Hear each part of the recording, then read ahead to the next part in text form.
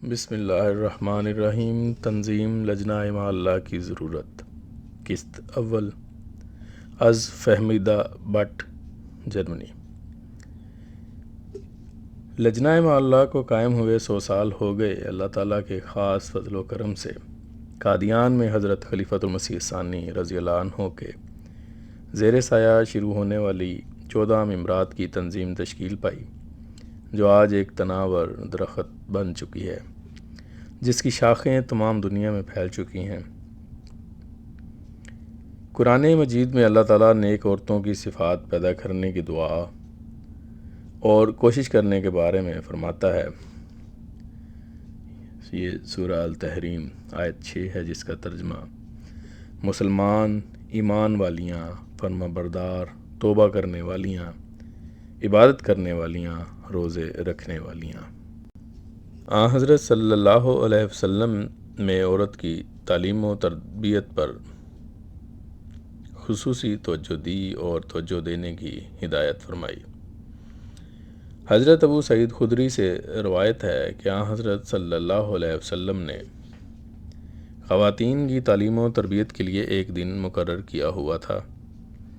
حدیث مبارک ہے کہ ایک مرتبہ عورتوں نے آپ صلی اللہ علیہ وسلم سے عرض کیا، مرد ہم سے فوقیت لے گئے ہیں، ہمارے لیے کوئی خاص دن مقرر فرمائیں۔ آپ صلی اللہ علیہ وسلم نے ان سے ایک دن مقرر کر لیا اور انہیں شروع کے احکام بتاتے اور ان کے سوالوں کے جواب دیتے۔ صحیح بخاری کتاب العلم باب 12۔ بالعموم عورتوں کو مرد کے مقابل ناقص العقل تصور کیا جاتا تھا۔ آپ صلی اللہ علیہ وسلم کی تعلیم سے یہ تاثر دور ہوا۔ امہات المومنین رضوان اللہ علیہم اجمعین، اس تعلیم و تربیت کا اثر ان میں نمایاں نظر آتا ہے۔ اس کی پہلی مثال حضرت عائشہ رضی اللہ عنہا ہے، جو آپ صلی اللہ علیہ وسلم سے براہ راست علم حاصل کر کے آگے امت کی معلمہ بنی۔ آپ صلی اللہ علیہ وسلم کو ان کی صلاحیتوں پر بڑا بھروسہ تھا۔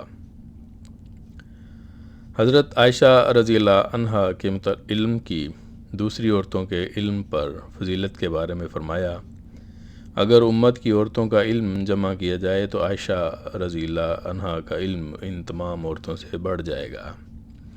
حضرت عروہ بن زبیر رضی اللہ عنہ بیان کرتے ہیں، میں نے عائشہ سے بڑھ کر علم قرآن رکھنے والا، حلال حرام کا عالم، علم فقہ، شعر و ادب، طب کا ماہر، تاریخ عرب اور علم الانساب کا عالم کوئی نہیں دیکھا۔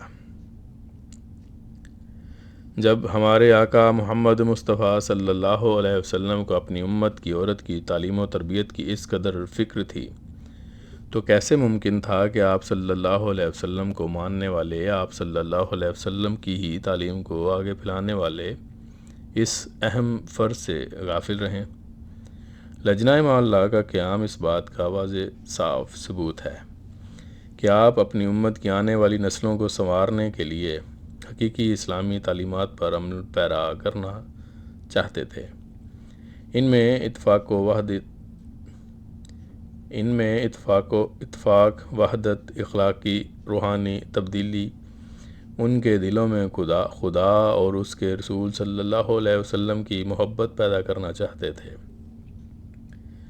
جس کے لیے بہت ضروری تھا کہ عورتوں کو زیور تعلیم سے آراستہ کیا جائے، ان کے اندر چھپی ہوئی صلاحیتوں کو اجاگر کیا جائے، تاکہ وہ اپنی قوم، وطن اور جماعت کا ایک قیمتی اثاثہ بن کر ابھریں، اپنی نسلوں کو خدا اور اس کے رسول صلی اللہ علیہ وسلم کا حقیقی عاشق بنا سکیں۔ قادیان میں تعلیم کے لیے اولیت حضرت اقدس مسیح موعود علیہ السلام کے بتائے ہوئے طریقہ تعلیم کو دی گئی۔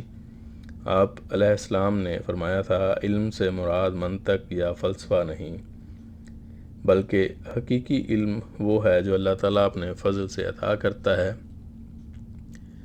یہ علم اللہ تعالیٰ کی معرفت کا ذریعہ ہوتا ہے، خشیت الہی پیدا ہوتی ہے، جیسا کہ قرآن شریف میں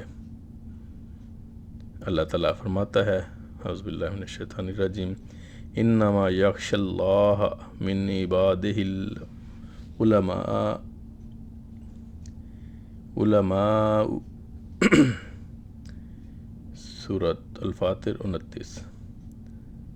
اگر علم سے اللہ تعالیٰ کی خشیت میں ترقی نہیں ہوتی تو یاد رکھو وہ علم ترقی کا ذریعہ نہیں۔ ملفوظات جلد 3 صفحہ 7 ایڈیشن 1988۔ حضرت مسیح موعود علیہ الصلوۃ والسلام کی وفات کے بعد خدا تعالیٰ کے وعدہ کے مطابق خلافت کا عظیم الشان نظام شروع ہوا۔ اسلام احمدیت کی روشنی کا سفر پوری دنیا میں پھیلنا شروع ہوا۔ یہ مضمون جو کہ الفضل منگل 14 تا بدھ 22 مارچ 2023 کے صفحہ 11 پر شائع ہوا ہے، یہ ابھی جاری ہے۔ آواز محمد فاروق سعید، UK۔